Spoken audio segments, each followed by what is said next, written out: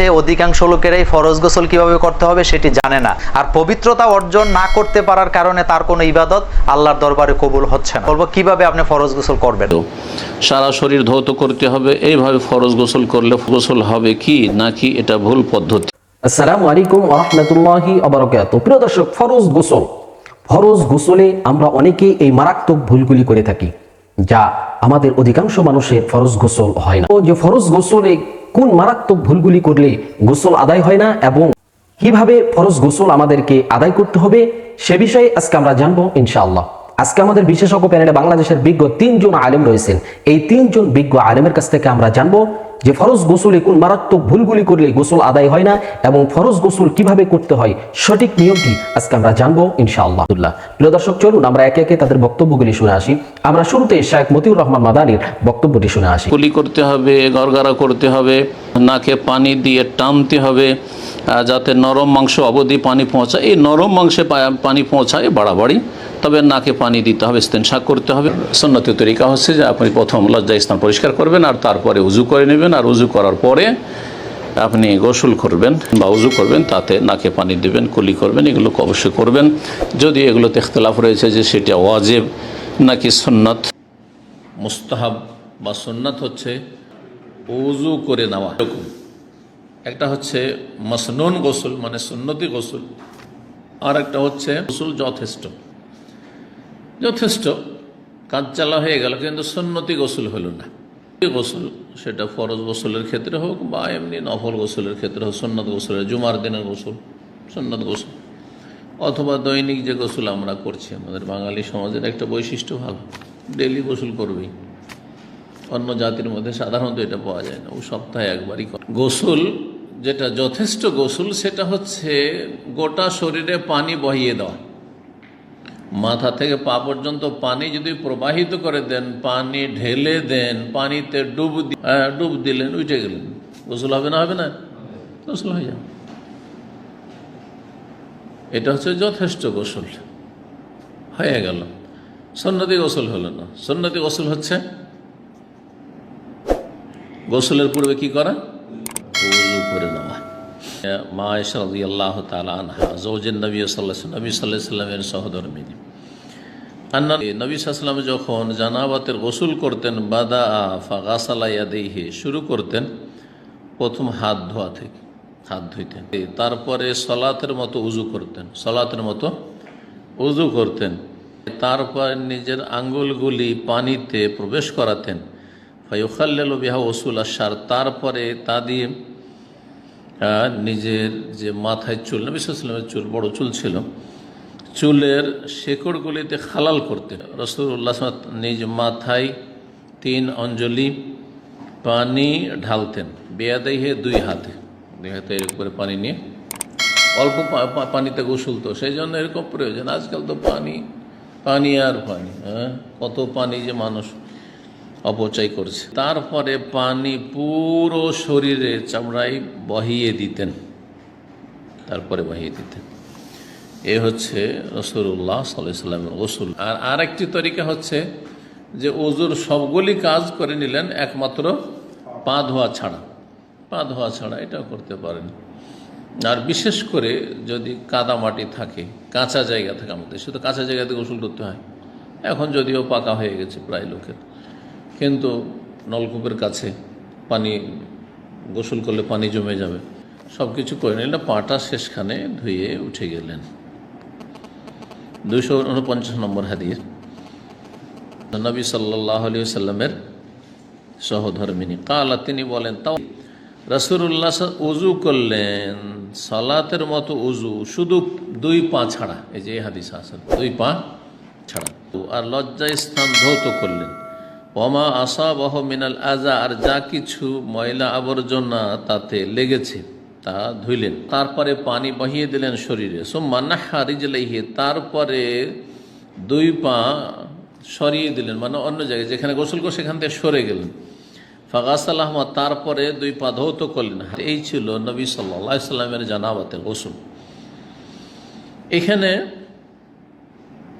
যেটা জানতে পারলাম সেটা হচ্ছে যে ওযুর সবগুলি কাজ করলেন, পা ধুইলেন না, পা শেষখানে। এই হাদিস থেকে মনে হচ্ছে যে উজু করলেন রাসূলুল্লাহ সাল্লাল্লাহু আলাইহি ওয়াসাল্লাম, আর তারপরে ওয়া দিয়ে এসছে লজ্জাস্থান ধৌত করলেন। তো উজু করে লজ্জাস্থান ধৌত করবেন, আর লজ্জাস্থান আগে ধৌত করবেন? হ্যাঁ, আগে লজ্জাস্থান পরিষ্কার করতে হবে। আগে লজ্জাস্থান পরিষ্কার করতে হবে, ময়লা আবর্জনা থাকলে পরিষ্কার করে নিতে হবে। লজ্জাস্থান পরিষ্কার করে নেন, তারপরে উজু করেন, আর তারপর উজু করার পরে গোসল করেন। জি। ফরজ গোসল কিভাবে করতে হয়, অধিকাংশ লোকেরাই ফরজ গোসল কিভাবে করতে হবে সেটি জানে না। সে পবিত্রতা অর্জন করতে পারে না, আর পবিত্রতা অর্জন না করতে পারার কারণে তার কোনো ইবাদত আল্লাহর দরবারে কবুল হচ্ছে। কিভাবে আপনি ফরজ গোসল করবেন? প্রথমে আপনি যা কারো উপরে যদি গোসল ফরজ হয় বা ওয়াজিব হয়, অথবা প্রথমে পবিত্রতা অর্জনের জন্য নিয়ত করবেন। নিয়ত করার পর বিসমিল্লাহির রহমানির রহিম এটা পড়বেন। বিসমিল্লাহ পড়ে আপনি দুই হাতের কবজু পর্যন্ত প্রথমে ধৌত করবেন। ধৌত করে আপনি আপনার শরীরের যে সমস্ত জায়গাগুলিতে নাপাক লেগে আছে সেই নাপাক লায়গার জায়গাগুলি ধৌত করবেন ভালোভাবে। এগুলি ধৌত করার পর আপনি স্বাভাবিক যে অজু করেন সে অজু আপনি করবেন, একেবারে সুন্নাহ তরিকায় পুরা অজু আপনি শেষ করবেন। তবে এক্ষেত্রে আপনাকে পাও ধুইতে হবে না, পাওটা আপনি গোসল শেষ করে ধৌত করলেও হবে। তো আপনি অজু করার পর আপনার সমস্ত শরীর পানি দিয়ে ধুয়ে নেবেন, অর্থাৎ একটা পশমের গোড়াও যেন আপনার গাথারতে বাকি না থাকে, যে পানি পৌঁছে নাই এরকমটি যেন না। তারপরে আপনার যেদিকে পশম আছে বা আপনার হাতের নিচে বা সব জায়গায় আপনাকে পানি পৌঁছাতে হবে। মনে রাখবেন, আপনি কোনো জায়গা যেন পানি পৌঁছানো ছাড়া না থাকে, তাইলে কিন্তু আপনার গোসল ঠিক হবে না। আপনি যখন এখান থেকে মানে গোসলের জায়গা ত্যাগ করবেন তখন আপনি সুন্দর করে পা ধুয়ে আপনি ওখান থেকে বেরিয়ে যাবেন। তবে একটা বিষয় বলে রাখি, আপনি গোসলের পর আর কোনো অজু লাগে না। গোসল করার অবস্থায় এমন কিছু হয় যে কারণে অজু ভেঙে যায়, যেমন অনেকের প্রস্রাব আসতে পারে, অনেকে পানিতে নামলে নাকি প্রস্রাব আসে, অথবা অনেকে আপনার যদি কোনো অন্য কোনো কারণ হাওয়া বের হইতে পারে, যদি এইরকমের কোনো কারণ হয় যে কারণে অজু ভঙ্গ হয়ে যায়, তাইলে আপনি নতুন করে অজু করে ওই জায়গা থেকে বেরিয়ে যাবেন। তাইলে এভাবেই আপনাকে ফরজ গোসল করতে হবে। আল্লাহ আমাদের সকলকে কবুল করুক। গোসলখানায় গিয়ে সর্বপ্রথম আপনার শরীরের যে জায়গায় নাপাক লাগছে বা কাপড়ের যে জায়গায় নাপাক লাগছে, যদি আপনার জায়গাটা চিহ্নিত থাকে যে এই জায়গাটা নাপাক লাগছে, ওই জায়গাটা ধুয়ে ফেলান। নামাজের জন্য যেভাবে আমি অজু করছি সেভাবে অজু করা। এরপরে অজু করে কুলি করা, নাকে পানি দেওয়া, মুখ ধোয়া, হাতের কোণে পর্যন্ত দেওয়া, মাথা মাসায় করা, এরকম অজু করা। অজু করার পরে এবার আপনি গোসল করেন। সেটা শাওয়ার দিয়ে আপনি মাথার উপরে পানি ঢেলে হোক আর আপনার মগ দিয়া হোক, যেভাবে হোক আপনি গোসল করেন। গোসল করে যখন বের হয়ে যাবেন তখন যাওয়ার আগ দিয়া ওই যে পাও দেওয়া বাকি আছে অজুর, যাওয়ার আগ দিয়া পায়ের ওখানে পানি ঢেলে টাকনো পর্যন্ত পাও ধুয়ে ফেললেন, বাস গোসল হয়ে গেল।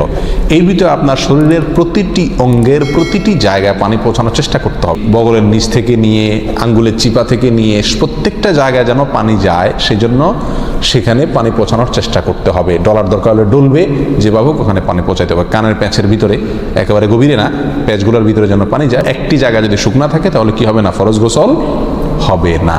নেল পালিশ ইত্যাদি বা কোনো রং টং ইত্যাদির কারণে যদি কোনো আবরণ থাকে শরীরের উপরে, তাহলে সেগুলো সরা নিতে হবে, তা না হলে কি হবে না, ফরজ গোসল আদায় হবে না। নাপাকগুলো ধুয়ে নেব, এরপরে অজু করব পূর্ণাঙ্গভাবে, পাও ধোয়া বাদে।